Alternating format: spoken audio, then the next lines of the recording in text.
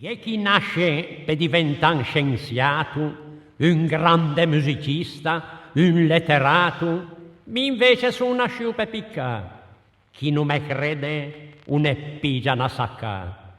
Per chi non mi conosce, ha sempre impressione alle che se solo in fanfaron.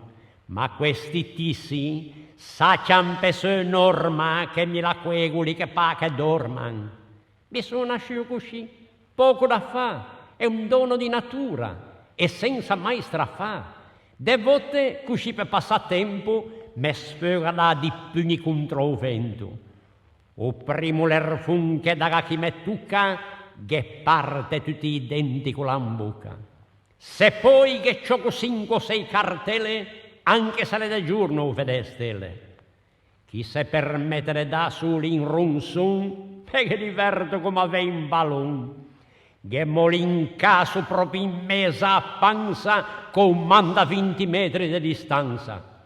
Una volta solo, o a che mi viene in mente, a mia neta finì un po' malamente, che ha da considerare che è anche un figliuame. E come al solito è a neta dame. Da una mano mi ricorda a Ivan Bacco e dall'altra mi pai a Ivan Suracco. Vedendomi quei mani imbarazzate, da vili come ean me lanzunè. E una dopo l'altra, in fila come perle, ho pigiò una carassa de sberle. Da quella volta lì, meschin de lei, o primo che mi capita per i pe.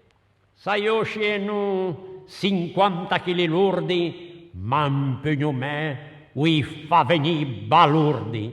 De volte mi trattegno per piete, perché sei picco e in come martellè.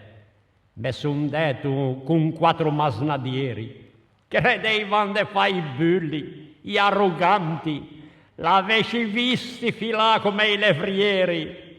Però, per di avete, mi chiede avanti. E all'antegi ti attentano scontrame perché son chi? Son sempre pronta dame.